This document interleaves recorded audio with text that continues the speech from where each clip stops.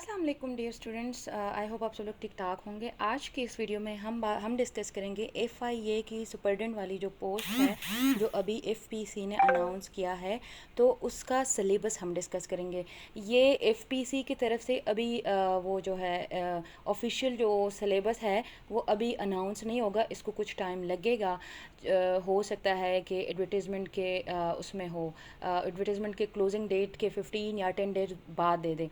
हम उस बेस पे बात करेंगे जो पहले इनके टेस्ट हो चुके हैं, तो हम उस बेस पे कि पहले कौन सा इनका सिलेबस होता था और अभी भी हो सकता है, क्योंकि इसकी जो रिक्वायरमेंट है वो क्या है, वो बैचलर डिग्री है। ठीक है, जब बैचलर डिग्री हो तो उसमें मोस्टली यही जो आज हम वीडियो में डिस्कस करेंगे वही चीज़ें सिलेबस में इंक्लूड होते हैं और टेस्ट में वही चीज़ें आती है। ठीक है, FPC मोस्टली उन्हीं चीज़ों को लाता है जो पहले से वो हो चुकी हो। ठीक है, जो इनकी सिलेबस में हो। ठीक है, सबसे पहले हम बात करते हैं इंग्लिश ग्रामर की। ठीक है, तो इंग्लिश ग्रामर में आपने सारी चीज़ें देखनी है, डायरेक्ट इनडायरेक्ट देखना है और साथ में पैसिव वॉइस देखना है। ठीक है, अभी से स्टार्ट करना है और साथ में कंडीशनल देखने हैं। कंडीशनल के अलावा आपने क्या करना है, आपने इन्वर्जन भी देखना है इसका। ठीक है, जो इंग्लिश में इन्वर्जन आता है वो भी देखना है। ठीक है, इसके अलावा सिनोनिम एंटोनिम भी आ सकते हैं और ईडियम भी आ सकते हैं। ठीक है, ये आपने ज़रूर देखना है, ये इंग्लिश ग्रामर में सब कुछ आता है। फिर उसके बाद हमारे पास आता है इस्लामिक स्टडीज़। तो इस्लामिक स्टडीज़ की भी आपने बेसिक से लेकर फिर एडवांस लेवल पे जाना है। ठीक है, ये आपने करना है।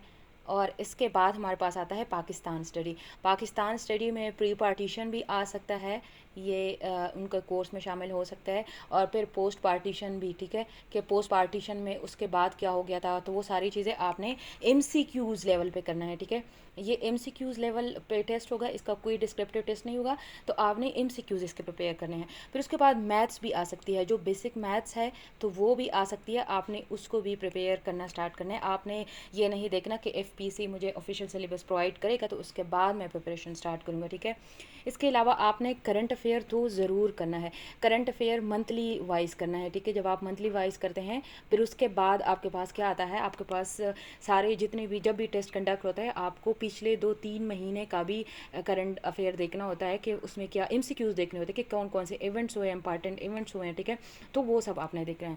उसके बाद EDS आता है जो कि हमारे पास एवरीडे साइंस होता है, यानी कि आपने साइंस के MCQs देखने हैं जो कि फिज़िक्स, केमिस्ट्री, बायो ये सारे आते हैं उसमें। तो आपने बेसिक से लेके एडवांस लेवल पे जाना है, क्योंकि कभी कभी FPC जो है वो एडवांस को भी उठाता है, कभी कभी बहुत बेसिक्स को भी उठाता है। तो ये सारी जो चीज़ें हैं ना, ये Islamic study, Pakistan study, maths और करंट अफेयर, EDS, कभी कभी कंप्यूटर भी शामिल करते हैं, उन सब को क्या बोलते हैं, ये GK बोलते हैं। ठीक है, जनरल नॉलेज। ठीक है, और GK में करंट अफेयर में जैसे वर्ल्ड लेवल पे भी चीज़ें शामिल होती है। GK में वर्ल्ड की जियोग्राफी, करेंसीज और उनके कैपिटल्स वो सब कुछ शामिल होता है, तो आपने वो भी प्रिपेयर करके ही जाना है। ठीक है, ऐसा ना हो कि आपने जस्ट एक उसको करंट अफेयर को वो किया हो, तो GK में आपने वर्ल्ड लेवल पे भी देखना है। इसके अलावा हो सकता है कि एनालिटिकल रीजनिंग जो है वो भी वो लोग ऐड कर दे। ठीक है, और इसके अलावा जो है ना, एनालिटिकल रीजनिंग के अलावा हो सकता है FIA का जो एक्ट है वो भी कर लें, इंक्लूड कर लें, लेकिन अभी कंफर्म नहीं है क्योंकि इनके लिए बैचलर डिग्री चाहिए, तो हो सकता है FIA एक्ट वो ऐड ना करे। और एनालिटिकल रीजनिंग तो क्योंकि सुपरटेंडेंट की पोस्ट है तो उसके लिए ऐड कर सकते हैं। तो हम ये उनका ऑफिशियल सिलेबस नहीं है, मैं आपको दोबारा बताऊँ, ये उस बेस पे मैंने आपको बताया जो पहले उनके पास पेपर्स हुए हैं और इसके अलावा इनका पहले सिलेबस किया था, उस बेस पे मैंने बात की है। FPC अभी ऑफिशियल जो सिलेबस है वो आफ्टर क्लोजिंग डेट जो है वो खुद अनाउंस करता है और बाद में उसी से क्वेश्चन भी आते हैं, तो आपने इनको ज़रूर प्रिपेयर करके वो करना है, अभी से प्रिपरेशन स्टार्ट करनी है। आपने लास्ट डेट की वेट नहीं करनी कि लास्ट डेट होगी फिर उसके बाद हम प्रिपरेशन स्टार्ट करेंगे। तो अगर आपको वीडियो अच्छी लगी हो तो मुझे कमेंट सेक्शन में ज़रूर बताइएगा। Thank you.